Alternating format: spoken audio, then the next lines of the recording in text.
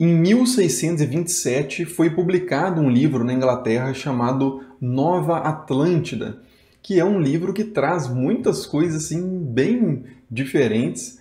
Por exemplo, ele descreve pessoas voando em planadores, máquinas capazes de reproduzir o calor do Sol e das estrelas, formas artificiais de produzir pequenos animais e coisas desse tipo, né? É claro que esse livro não era um livro de descrição das coisas que estavam acontecendo no século XVII, mas sim uma visão de um futuro que o autor desse livro projetava, né? Esse gênero de livros assim bastante fantasiosos por um lado, mas que expressavam assim esperanças das pessoas, os intelectuais ali dos séculos XVI, XVII, XVIII, é o que se chama geralmente de utopia, né? É um gênero literário que tem como uma das suas primeiras expressões justamente um livro chamado A Utopia, né, ou simplesmente Utopia, de Thomas Moros, que também é um exercício de imaginação de uma espécie de sociedade ideal, né, ao mesmo tempo a projeção de um futuro para a sociedade na qual o autor ali vivia, né? Mas no caso a gente não está falando da utopia, a gente está falando de outro livro que é o Nova Atlântida e que não foi escrito por Thomas Moros, foi escrito por Francis Bacon, né?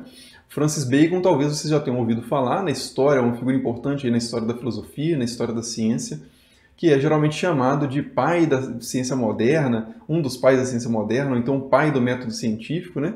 Eu não vou garantir nenhuma dessas paternidades, mas sem dúvida foi uma figura importantíssima aí na história da filosofia, na história da ciência. E no caso específico da ciência, né, na verdade, é interessante notar que o Francis Bacon não contribuiu propriamente com nenhuma pesquisa, nenhuma descoberta fantástica científica, de física, de biologia, de nada.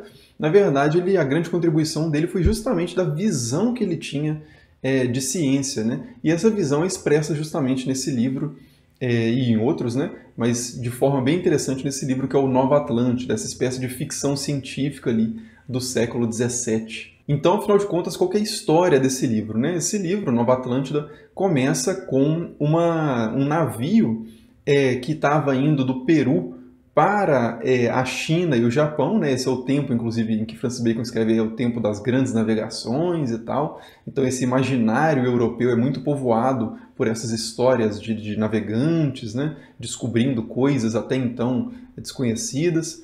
Então, nessa ideia, assim, o Francis Bacon cria essa história de um navio, então, que estava indo do Peru para a China, e ele acaba sendo pego por uma tempestade.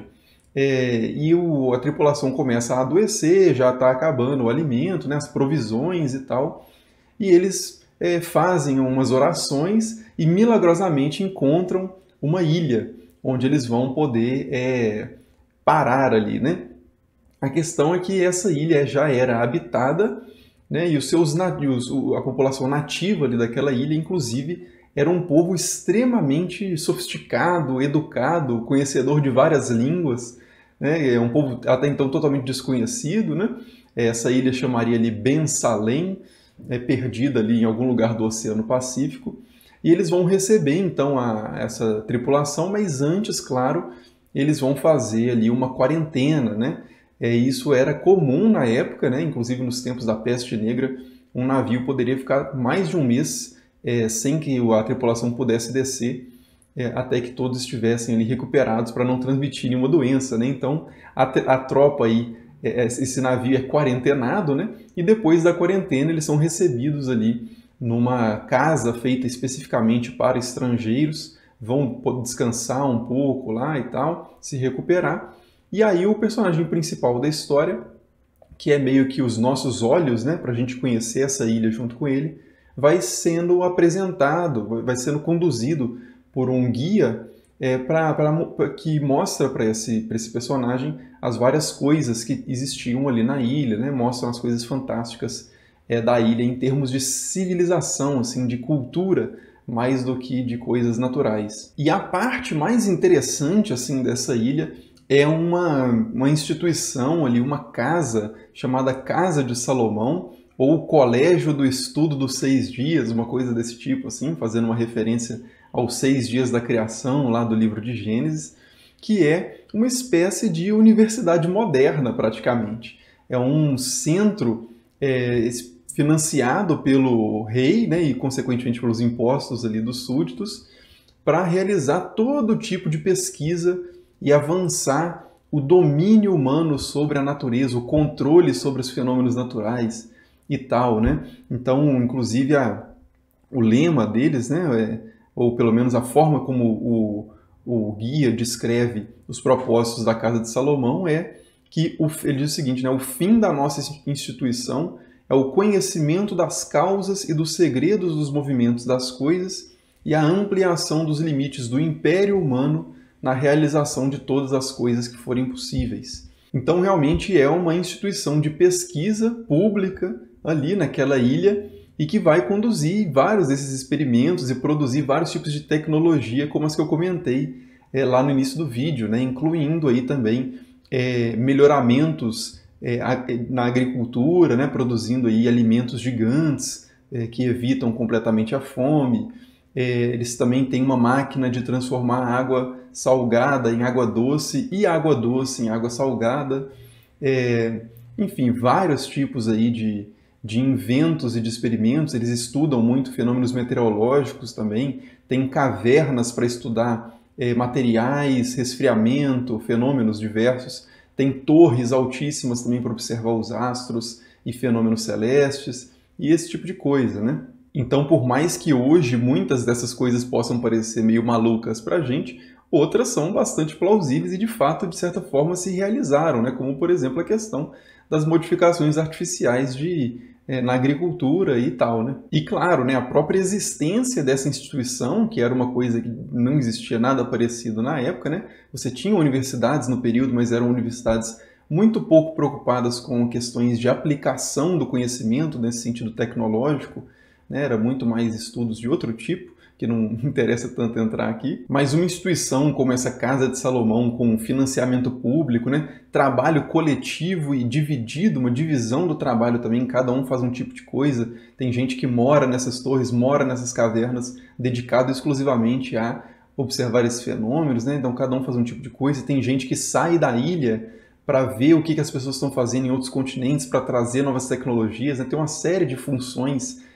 descritas no livro, e essa preocupação institucional também de produzir conhecimentos úteis ao avanço da humanidade, do império humano sobre a natureza e tal, também era uma coisa que era muito mais uma visão de Bacon no período do que uma visão do seu tempo, né? Ele não era tanta gente que compartilhava com ele essa visão de ciência. Agora, claro que há diferenças também muito significativas em relação à visão de ciência e do Bacon da Nova Atlântida com a nossa realidade hoje, sobre pensar e fazer ciência, né? Por exemplo, essa atividade científica na Nova Atlântida, ela tem um sabor assim meio religioso também, né? As pessoas pesquisam a natureza, como Bacon mesmo dizia em outros textos, né? Para a glória de Deus e o alívio da condição humana. Inclusive, os funcionários aí da Casa de Salomão, né? As pessoas envolvidas na Casa de Salomão, fazem orações, né? Para melhorar as pesquisas, né, para inspirá-los nas pesquisas, esse tipo de coisa, que é muito diferente da realidade hoje de uma ciência muito mais laica, né, e secularizada. Outra coisa é que na Nova Atlântida de Bacon, essa ciência super tecnológica é só alegria, né, não tem problema, não existe nenhuma reflexão sobre os riscos associados e os excessos associados a essa tecnologia também, né?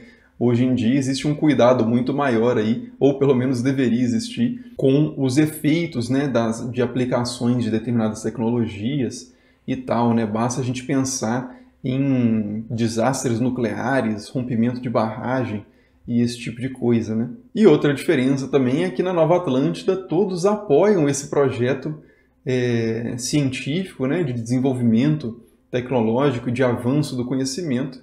E hoje também um detalhe é que a gente tem muito mais discussão em relação a isso, né? Mas enfim, né? É um livro assim fantástico que mostra essa visão de ciência e das pessoas que estavam participando da chamada Revolução Científica ali do século XVII e que realizaram em grande medida, né, ou contribuíram muito para realizar muitos desses sonhos que eles tinham, e hoje a sociedade em que a gente vive tem muitas das características que eles apenas sonhavam, né? Então é muito interessante assim na leitura do texto ir comparando assim o futuro que eles sonhavam e o presente que a gente tem. Se você ficou interessado aí por esse livro, né, A Nova Atlântida, do Francis Bacon, que é bem curtinho, até porque, na verdade, ele nem acabou o livro, ele foi publicado póstumamente, você pode encontrar facilmente aí em sebos virtuais e tal, na coleção Os Pensadores, que tem de várias figuras, inclusive Francis Bacon, e o do Francis Bacon traz, entre outros textos, o Nova Atlântida. Talvez vocês até encontrem na internet, assim, pelo menos em inglês está em domínio público, né? Em português eu não tenho certeza se é fácil encontrar. Então é isso, né? Muito obrigado por assistir e até o próximo.